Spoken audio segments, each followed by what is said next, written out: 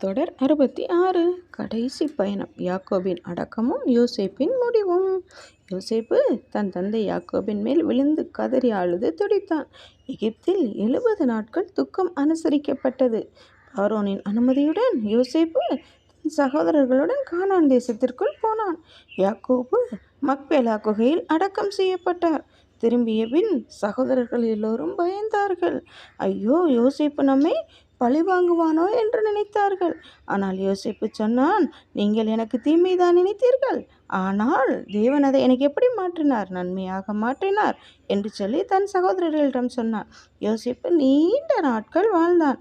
அவன் சொன்னான், தேவன் உங்களை ஒரு நாள் இந்த தேசத்திலிருந்து வெளியே கொண்டு போவார் என்று. அவனும் மரித்தான். அவன் உடல் எகிப்தில் பத்திரப்படுத்தப்பட்டது.